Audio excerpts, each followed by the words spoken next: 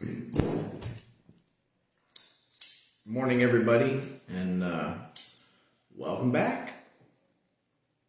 It feels like it's been longer than a week since the last Sunday school class, but the last several weeks have been long, doing a lot of working, and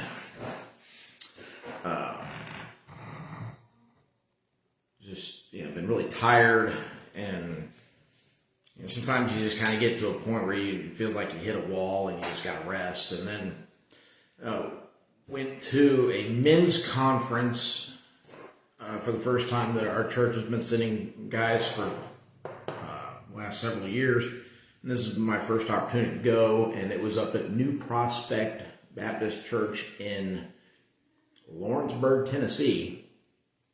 And the pastor up there is the brother of our pastor down here, Brother Brad Lowry. He brought this really great pastor down from North Carolina. Just this great weekend, and started Thursday night, finished up yesterday. We left yesterday afternoon, and they had another fellowship meal or something last night after we left, which unfortunately we couldn't stay for. But great weekend. Chance to refocus, to get back into and learn to be a better man, be a better Christian man, a better godly man, in order to work towards righteousness, so that we can be better leaders and the priest, provider, protector of our families, that we're doing the right things. And just a great time, great weekend, very refreshing. Despite having to get up early every morning through the weekend, I enjoy my rare Saturdays when I can actually sleep in. But just great time, great men, a lot of guys up there. With several people from down here in Central Alabama went, and of course the local church there. So be in prayer for those guys up there at New Prospect, and that all of us that went there, as we continue to meditate on the things we learned, is, as far as being godly men, that we're able to meditate and grow from that, and just be better servants of Christ down here on earth. And just what a great time. If you ever get a chance to go, Sharon goes on the ladies' retreat. She's been able to go for the last 3 years or so that we've been with this church, and a great time for those ladies to get together and get away from things and kind of be able to clear their heads and learn how they can be better women, better servants of Christ in their roles, and as mothers and as leaders in church, and the things they need to do to better support their husbands. And it's any opportunity we get, any opportunity you and I get, where we can step aside from things and focus on God, to learn better about Him, to learn more about Him. Take it. Please do. It's the first time I've had a job in years that allowed me to actually go on this weekend retreat, and it was nice to get out of town. I miss my wife, miss my daughter, but sometimes we've got to clear our heads and refocus and get some rest. And so if you get a chance, and they got some good stuff going on, if your church or wherever you're at has some kind of a men's conference, women's conference kind of a thing, youth conferences, go for it. Go. Obviously make sure they're teaching proper biblical things, but go and grow yourself as a Christian. Allow the Spirit to work in you. Allow the Word to teach you, and allow yourself to be mentored by other people who've been there and done that. So growth in Christ, growth as a Christian, growth in the church is such a tremendous thing. And if we're not growing, we're not doing anything. Everybody always talks about the mustard seed of faith, and the thing about a mustard seed is, in order to get the tree from it, you got to plant it. You got to fertilize it, you gotta water it, you gotta let it grow. So while you may have a mustard seed of faith, if that's all you ever have, maybe that's enough to get you into heaven, but is that enough to have a fruitful life? Are you thriving or are you surviving? What a great sermon that would be. So, back into the genealogy of Christ, we are up to Jacob, grandson of Abraham, son of Isaac. And from Adam to Jacob, and a little side thing I'm doing with all this genealogy stuff is to give you an idea of the timeline of the Bible and how many years we've actually been around, how many years we've actually been doing this kind of stuff. And from Adam to Jacob is approximately 2,100 years. And from the flood to Jacob is somewhere between 600 and 700 years. So, we're sitting here around 2,100, 2,200 years from the beginning of time. So,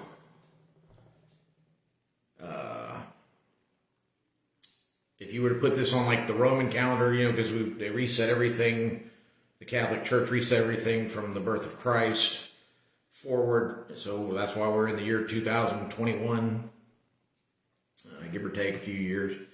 But then you would go, that's AD. So if you were to go BC, you would be roughly 1,800 years before Christ, give or take, because that's, the flood happened at 1,500 years.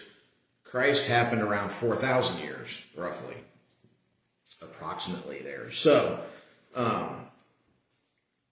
another note with this is not meant to be comprehensive. I'm not trying to, if you've been watching these videos, you know that this is not comprehensive. Obviously, I'm not hitting every single detail. I'm not hitting every single verse.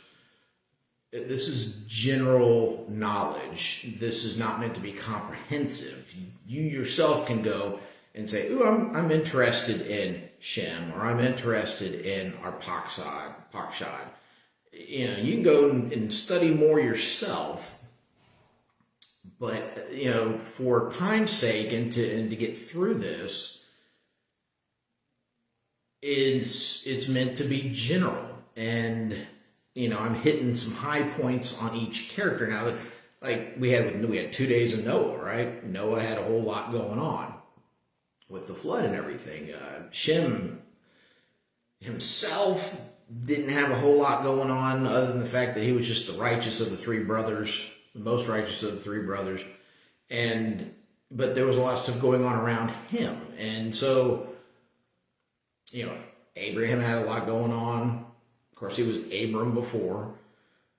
Isaac, there's some stuff there, but, one day there. So with Jacob, we're probably going to spend 2-3 Sundays, maybe even 4, but 2 for sure, getting into Jacob. Now, we should know, if we've been around church or if we've done any study in our Bible, who is Jacob? Well, obviously, he's the son of Isaac, grandson of Abraham.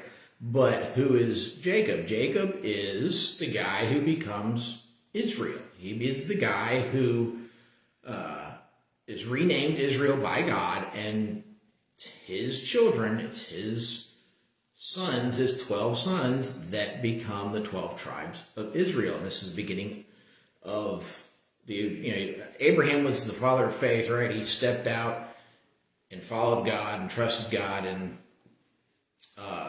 Jacob, or Israel as he would be called, is the realization of the promises to Abraham. And this is the beginning of the nation of Israel, since Abraham is the father of many nations. Now, of course, he had his son Ishmael, and there's a lot of nations there, but that's not God's chosen people. They're just. So Isaac was the chosen son. He's the legitimate son of Abraham, and he gives birth to Jacob. So that is found Genesis chapter 25. we find the first mention of Jacob in verses 19 through 26. And the other thing that you read here when you get into chapter 19 is Jacob was a twin. This is official recording here that they were born at the same time, and one came after the other. And Rebecca even mentions being having her two children inside her fighting with each other, having conflict. And that's mentioned again here in 19 through 26. So, chapter 25, starting in verse 19, these are the family records of Isaac, son of Abraham. Abraham fathered Isaac. Isaac was 40 years old when he took as his wife Rebekah, daughter of Bethuel, the Aramean, from Padan Aram, and sister of Laban the Aramean. Laban's important. He gets mentioned later on. And Isaac has issues with Laban. All right, so verse 21, Isaac prayed to the Lord on behalf of his wife because she was childless. The Lord was receptive to his prayer, and his wife Rebekah conceived. But the children, verse 22, but the children inside her, so obviously more than one child, twins, but the children inside her struggled with each other, and she said, why is this happening to me? So she went to inquire of the Lord, and the Lord said to her, 2 nations are in your womb. 2 peoples will come from you and be separated. 1 people will be stronger than the other, and the older will serve the younger. That's important. The older will serve the younger. When her time came to give birth, there were indeed twins in her womb. That's verse 24. The first one came out red-looking, covered with hair like a fur coat, and they named him Esau. After this, his brother came out grasping Esau's heel with his hand. So he was named Jacob. Isaac was 60 years old when they were born. So,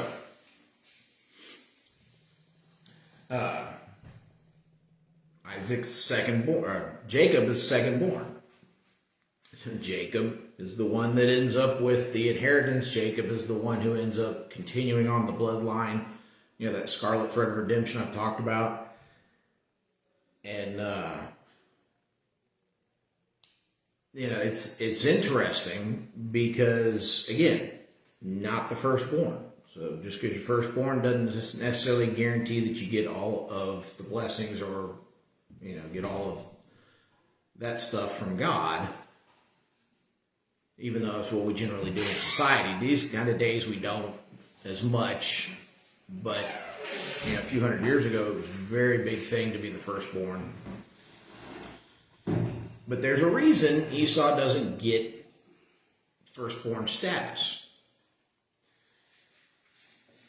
And this is interesting.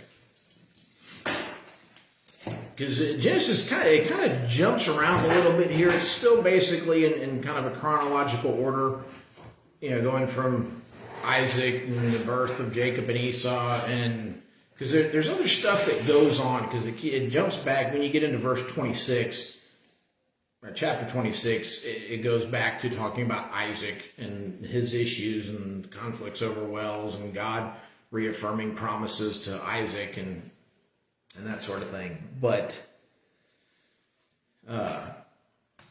chapter 25, verse 27 through 34 gets into Esau selling his birthright. And this is interesting thing. Verse 27, when the boys grew up, Esau became an expert hunter and outdoorsman, but Jacob was a quiet man who stayed at home. Isaac loved Esau because he had a taste for wild game, but Rebekah loved Jacob. Jacob was a mama's boy. Once when Jacob was cooking a stew, Esau came in from the field exhausted. He said to Jacob, let me eat some of that red stuff because I'm exhausted. Wow.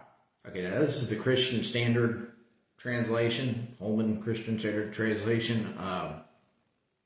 I've never read another version that said, let me eat some of that red stuff.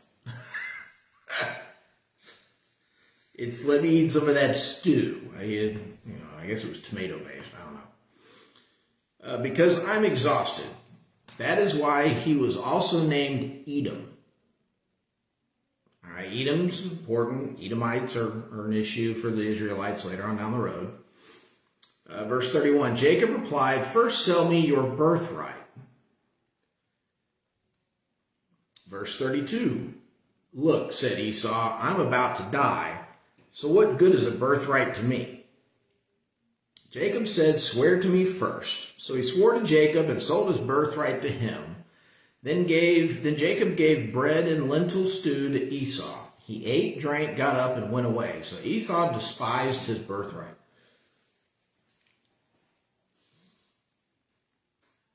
Esau was so hungry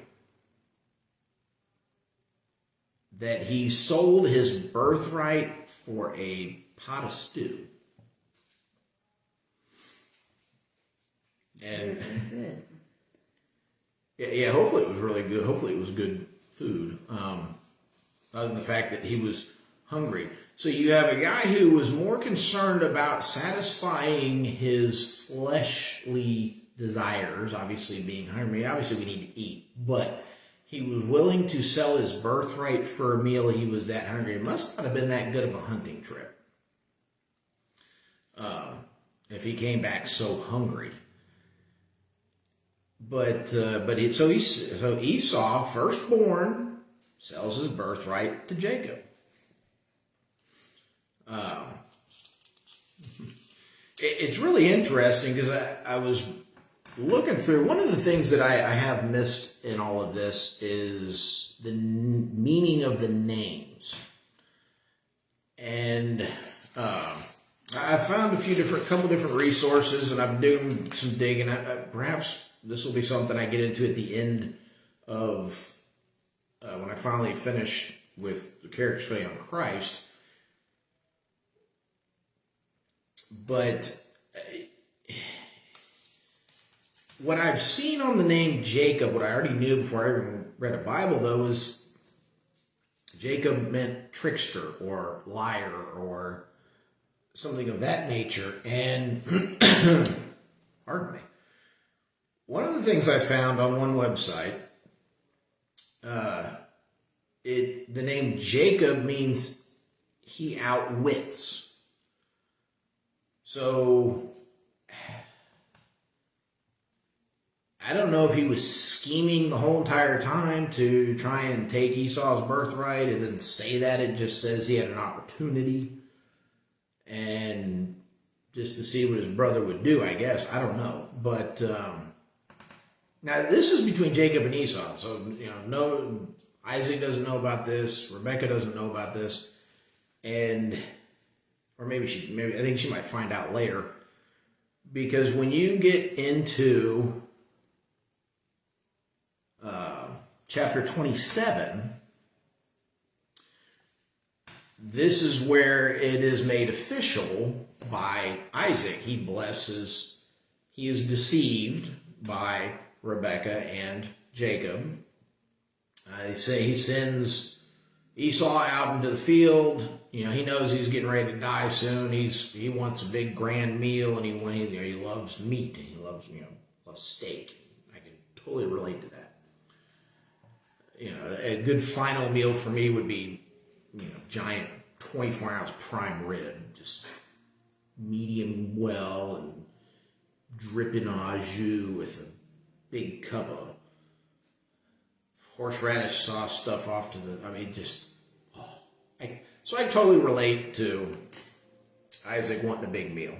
His vision's going on him, and he knows he's getting older, so he sends Esau out, says, "Hey, go hunt me down some fresh meat, and let's have a big old feast." And so while he's gone, Rebecca goes and gets Jacob and says, "Hey, your father just sent Esau out to go hunting. Let's go and," I'm paraphrasing here, "let's go and make it official so that you get his birthright."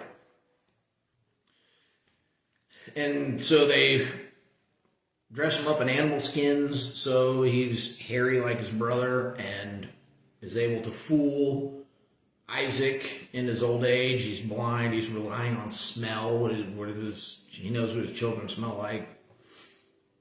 And so he's able to fool Isaac into blessing him with the first blessing. And that happens, let's see here. Still in chapter 27. And, all right, so chapter 27, verse 27. So he came closer and kissed him. When Isaac smelled his clothes, he blessed him and said, "Ah, the smell of my son is like the smell of a field that the Lord has blessed. May God give to you from the dew of the sky and from the richness of the land an abundance of grain and new wine. May peoples serve you and nations bow and worship to you. Be master over your relatives. May your mother's sons bow and worship to you. Those who cursed you will be cursed, and those who bless you will be blessed." So, and as soon as that happens, Esau shows up. Oh my God, you know. And again, Esau's forgetting that he sold his birthright to his brother. So, you know, he wants a blessing too. And a blessing that Isaac gives to Esau. Let's see here, verse 39, chapter 27, verse 39. "Look, your dwelling place will be away from the richness of the land, away from the dew of the sky above. You will live by your sword, and you will serve your brother. But when you rebel, you will break his yoke from your neck." That's not as good of a blessing as what Jacob got. And of course, this makes Esau angry.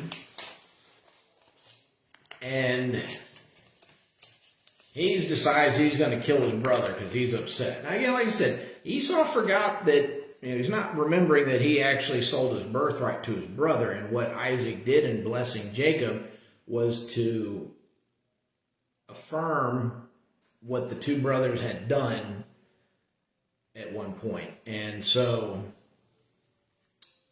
Jacob skips town, packs up all his stuff and his little peoples and animals and whatever, and he skips town to avoid being killed by his brother because his brother's angry. And of course, he's gone long enough for his brother to calm down. And you know, Rebecca knew this, Isaac knew this. Isaac tells him, "Do not marry a Canaanite girl." One of the things we got into at the men's conference is this, you know, when the Israelites eventually go into the land of Canaan to possess it, they have to run out all the enemies of God, the pagan peoples who worship false gods like Baal and other false gods, the ones who sacrifice their children, you know, the enemies of God. And they're, you know, within the land of Canaan, all the Canaanites there, and there's a lot of different little tribes and stuff, but the Canaanites are constant thorns in their side because they're never able to really fully get rid of them. Now, eventually, David deals with that, but Canaanite girls would have been idol worshipers. So so go over here into the land of my brother, Rebecca's brother Laban. Go to his land, go to where he's from, and find you a wife over there from my side of the family. And so that is what he does.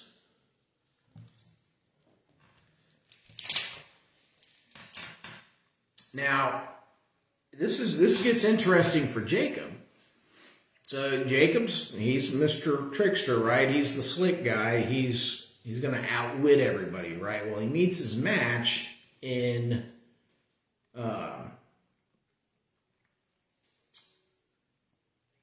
Laban's, when he goes over and Laban looking for a wife because he sees Rachel. And Jacob, you know, she's beautiful and that's whom he wants and that's who he requests. Yet Laban tells him, hey, work for so many years and you can have Rachel. Well, when Jacob worked those many years, Laban didn't give him Rachel. Laban gave him Leah. So, and it was one of those kind of switcheroo thingies, and then he ended up consummating his marriage with the wrong woman. Definitely weird. I mean, the Old Testament's so boring, and the Bible's so boring. Folks, this is soap opera stuff. I mean, really, this is, you want intrigue, you want, it's soap opera stuff. I mean, it's like, what in the world are you people doing?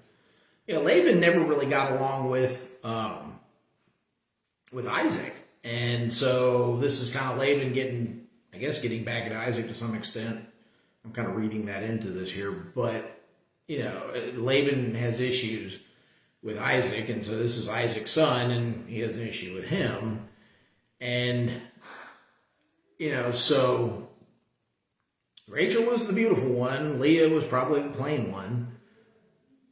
And so Jacob ends up marrying Leah, has children through her. But Rachel was unable to conceive, right? So at some point he's able to marry Rachel. So it took several years, and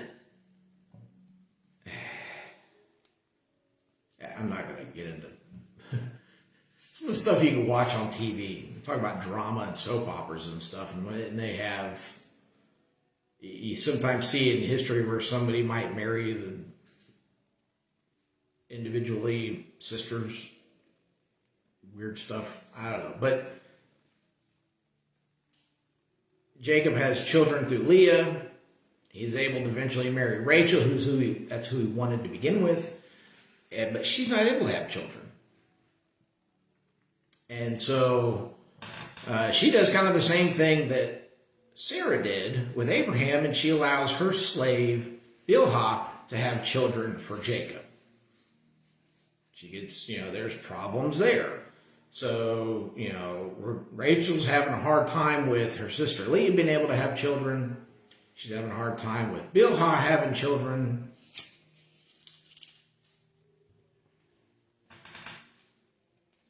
And, and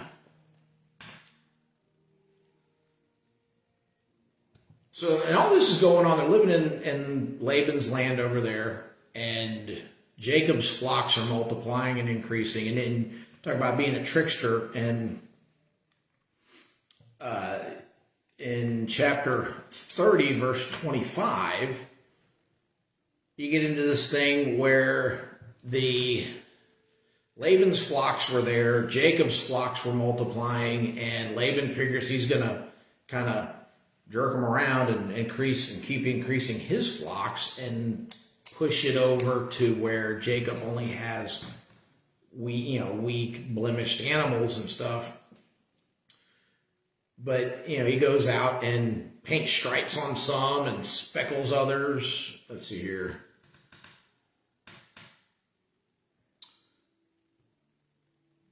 Chapter 30, verse 33. In the future, when you come to check on my wages, my honesty will testify for me. If I have any female goats that are not speckled or spotted, or any lambs that are not black, they will be considered stolen. Laban says, let it be as you have said. So that day, Laban removed the streaked and spotted male goats and all the speckled and spotted female goats, every one that had any white on it, and every dark-colored one among the lambs, and he placed his sons in charge of them. He put a 3-day journey between himself and Jacob. Meanwhile, Jacob was shepherding the rest of Laban's flock. So then Jacob goes, and he took branches of fresh poplar, almond, and plain wood and peeled the bark, exposing white stripes on the branches. He set the peeled branches in the troughs in front of the sheep in the water channels where the sheep came to drink, and the sheep bred when they came to drink. The flocks bred in front of the branches and bore streaked, speckled, and spotted young. Jacob separated the lambs and made the flocks face the streaked sheep and the completely dark sheep in Laban's flocks. Then he set his own stock apart and didn't put them with Laban's sheep. So whenever the stronger of the flock were breeding, Jacob placed the branches in the troughs in full view of the flocks, and they would breed in front of the branches. As for the weaklings of the flocks, he did not put out the branches. So it turned out that the weak sheep belonged to Laban and the stronger ones to Jacob. So maybe Jacob really didn't meet his match, but Laban certainly gave him a run for his money on trying to trick him and jerk him around, basically. And so as Jacob, smart guy here, right? He's the one his name means to outwit others, right? So now Laban's getting kind of bothered by this. Jacob has his 2 daughters for wives, and he's got the best of the flock. And he's able to go back to his home, go back to his mother, Rebekah, and the land he came from, a lot wealthier than when he left. A lot more sheep, healthy, big, strong sheep. It's anybody out there that knows anything about breeding animals, ranchers, farmers, and shepherds, and those kind of people are going to know, just because you put a branch go off to a tree and break off a tree limb and place it in front of your sheep, then their children are going to come out looking like the tree branch, or speckled or spotted or striped. Obviously, it doesn't work like that. So God had to let that happen. God made that happen for him. So he's able to return home. He leaves Laban in chapter 31.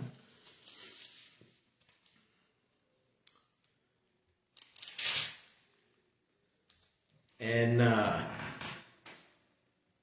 Laban gets mad, comes after him. Jacob and Laban make a covenant together that they're not going to harm each other. And you get to verse 32, and Jacob is coming into where Esau's been camping out and hanging out. So Esau's been over there, and of course Jacob remembers all the turmoil over the blessings, and remembers, and he's thinking his brother's still mad at him. But we get to chapter 32, verse 24. 24, apologies, verse 24. There is no 34. It stops at 32. So 24 through 32 of chapter 32.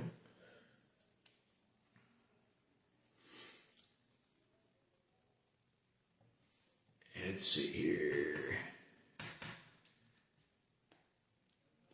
So, like I said, he's getting prepared to meet Esau. And, of course, he's separating out his family. He's separating out his wives and children, just in case if Esau gets mad and kills him, and, his wives and children will be safe. And you get to verse 24, it says, Jacob was left alone, and a man wrestled with him until daybreak.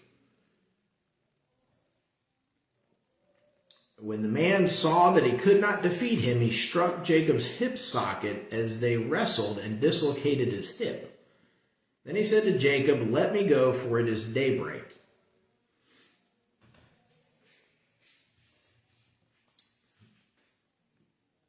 For whatever reason, God came down and wrestled with Jacob.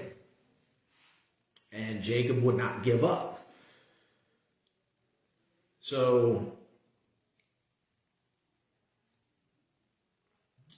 if we're in verse 26, and he said to Jacob, let me go, for it is daybreak. But Jacob said, I will not let you go unless you bless me. So Jacob knew that this guy he was wrestling with was something special. He knew there was something about him. He knew he wasn't, a normal person. And so verse 27, what is your name? The man asked. Jacob, he replied. And this is important. Verse 28, your name will no longer be Jacob, he said. It will be Israel.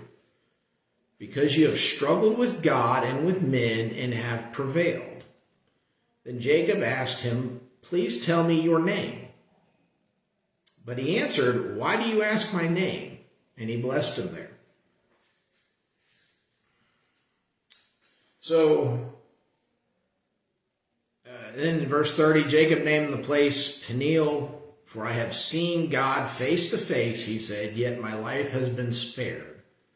The sun shone on him as he passed by Peniel, limping because of his hip. That is why still today the Israelites don't eat the thigh muscle that is the hip socket, because he struck Jacob's hip socket at the thigh muscle. So Jacob was a tenacious guy. He wasn't going to give up. He was going to come out on top, whether it was against his brother, whether it was against Laban, whether it was, obviously wrestling with God. He's not going to give up. He's tenacious. He's a fighter. If we look at the nation of Israel today, the nation of Israel today is tenacious, and they are fighters. When they were reformed in 1948, just a couple of years later, all the Muslim countries around them attacked them. 7-Day War. They defeated them. They won. And, of course, they have God backing them up, but they're fighters. They're tenacious. They're going to come out on top. And so, when you look at this, and again, Jacob's not perfect. And even after being renamed Israel, he's not perfect. And I keep saying this. We're not perfect, and we're never going to be perfect, but we can work in that direction. We can become better people. We can become better Christians. That men's retreat I just came back from, we know that we make mistakes. We know that we fail. We know that we're not always prioritizing God the way we should. But it's being able to recognize that. It's being able to get that conviction and recognize and be sensitive to the conviction of the Holy Spirit that you've made mistakes and that you need to repent and you need to correct yourself. And it's so easy for men to kind of become stoic, or I can do it on my own, or whatever your excuse is, to try and you end up isolating yourself sometimes, and you take on way more burdens than you can bear because you're not willing to give it to God. You're not willing to let God fight your battles. You're not willing to let God lead you and teach you and make you a true disciple of His. And so, we have all this history. We have all this, and I'm not even out of the book of Genesis.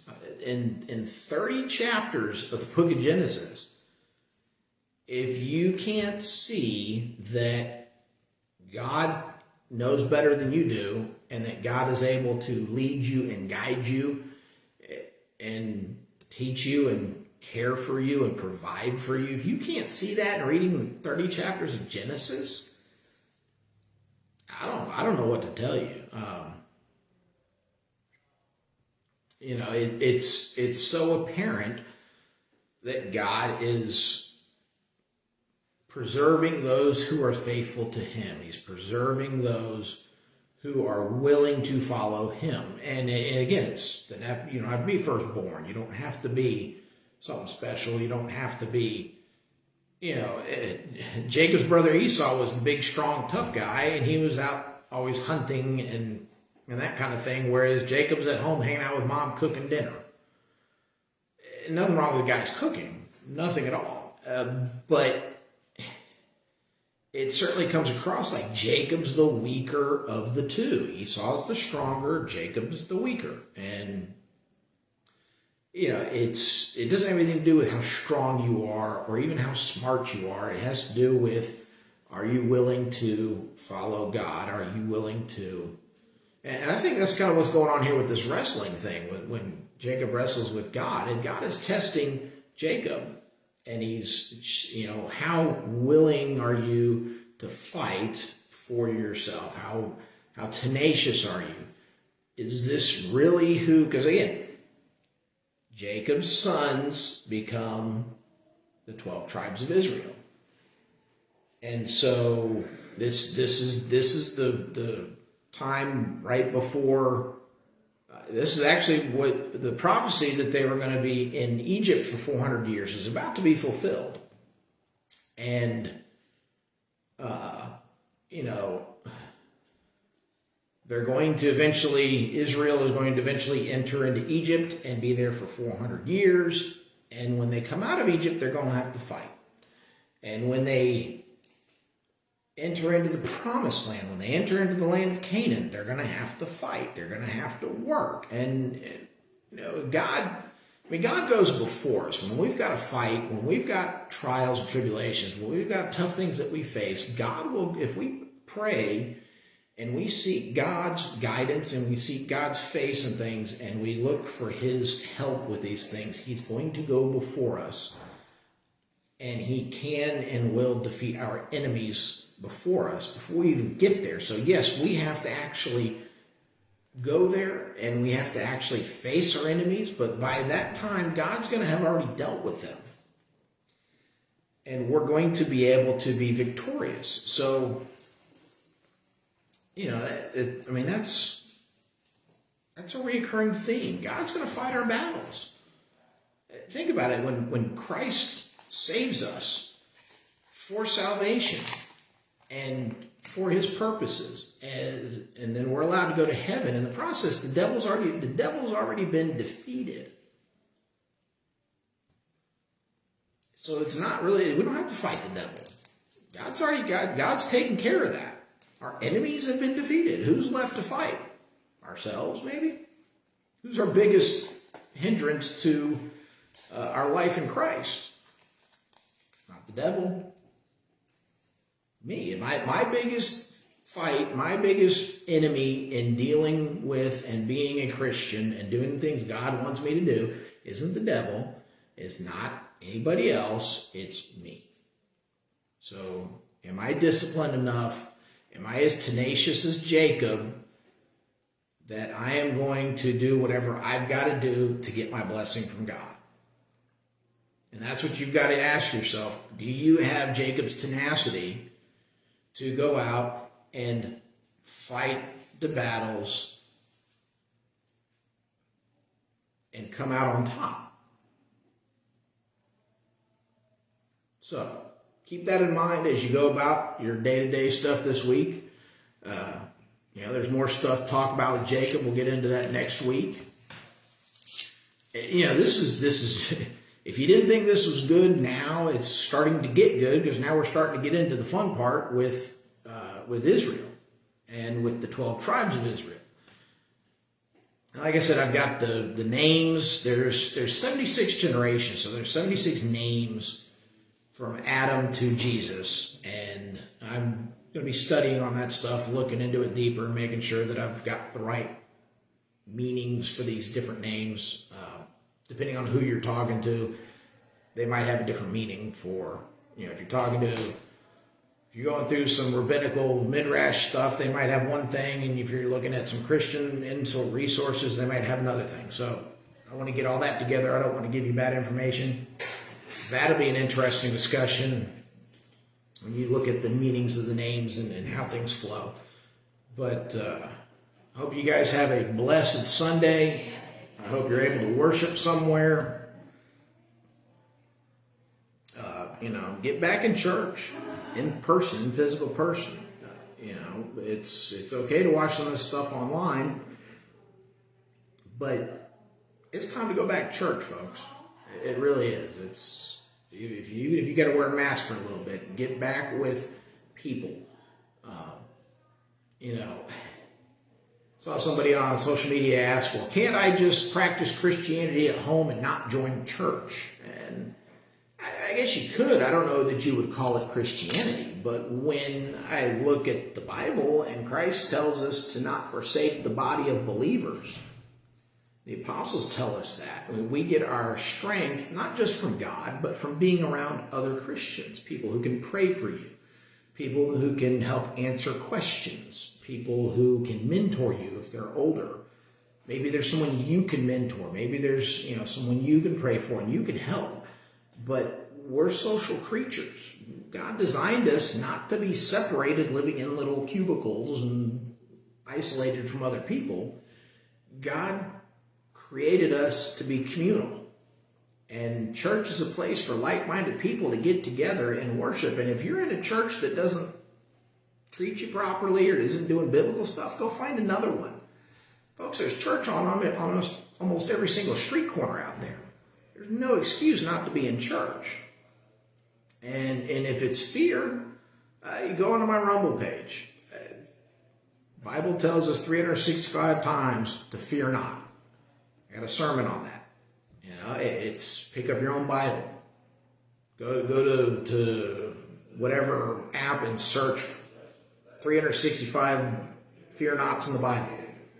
And read through it. All these times God and his angels are telling us, do not fear, do not be afraid. And the Spirit of God does not give us a spirit of fear. It's a spirit of victory. So, God bless you, and I'll see you next time.